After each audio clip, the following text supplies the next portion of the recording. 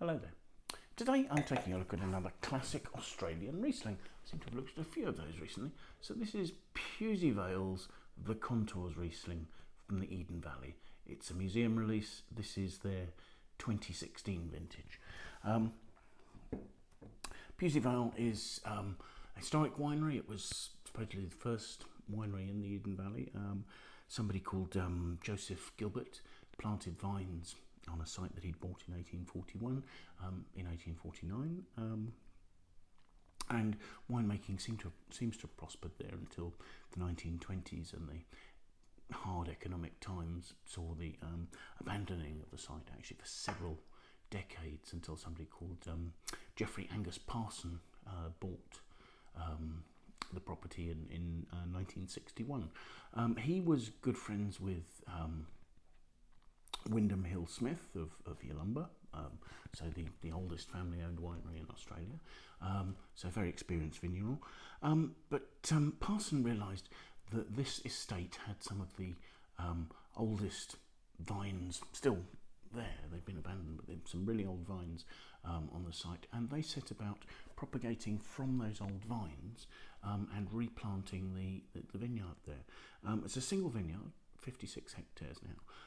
It's now all planted to Riesling, which would be a selection of those original vines. But when they first replanted, I believe there was also Cabernet Sauvignon, Pinot Gris, and Gewürztraminer. Anyway, so cool climate site. It's about 440 to 490 metres above sea level. So the idea of planting here was that this would give late ripening grapes that would have full flavour development. The museum reserve itself is a selection of the best exposed slopes, and is from vines that were planted in 1965. So mature old vines giving low yields of even more concentrated fruit from the best slopes. The winemaker here is somebody called Louisa Rose, because in 1970 the Hill Smith family bought Pewsey Vale from Parson, and so Louisa is Yalumba's winemaker, and she's a very experienced winemaker in the Eden Valley region, so someone who really knows and understands the local terroir. The winemaking, relatively simple, hand picking, I believe, fermenting with ambient yeasts at quite cool temperature, almost certainly in stainless steel, although nothing in the notes actually confirms that to me. But the cleanliness of the wine would suggest that it's fermenting in ambient fermenters that don't affect the state of the wine at all. So anyway, natural fermentation. There's no fining at all, so this is vegan friendly, evidently. So yeah, wonderful historic Riesling from a site with a long track record, even with that sort of period of it not being cultivated. Another thing, actually, with this, Pewsey Vale were the first people to use stelvin enclosures in Australia. In 1977, they first market their wines in stelvin.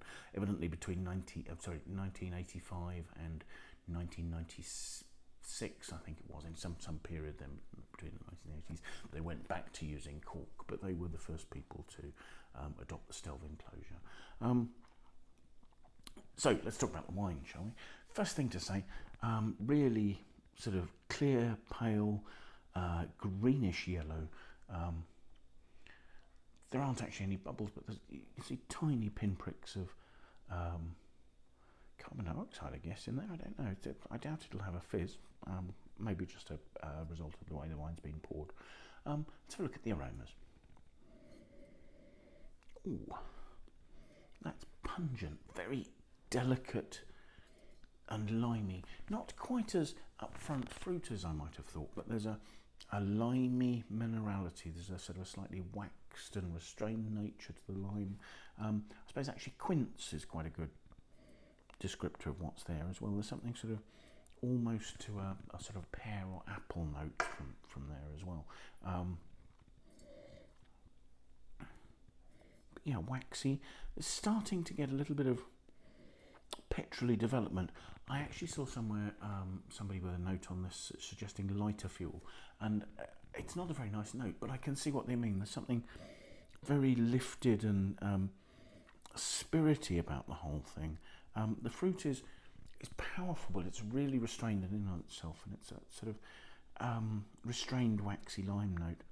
There are high notes as well, sort of I suppose honeysuckle perfume. There's an almost sort of slightly sickly, sort of slightly lily-like perfume, very delicately at the back, but they're there. Let's have a taste.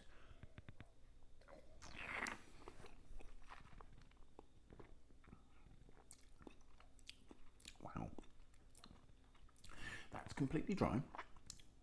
It's got really sharp acidity, and the result is it's focusing everything at the front of my mouth. I'm almost as if I'm sort of searching for a sugary sweetness, whereas in fact there's richness, and it doesn't mean it's big and concentrated.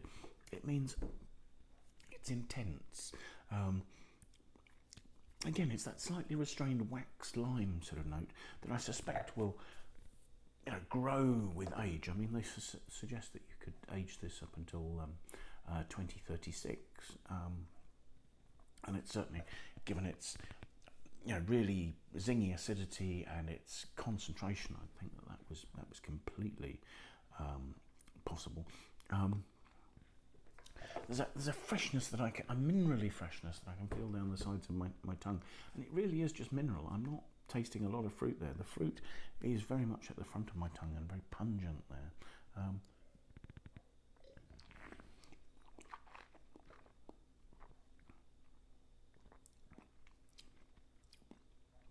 There's a sharp green fruit.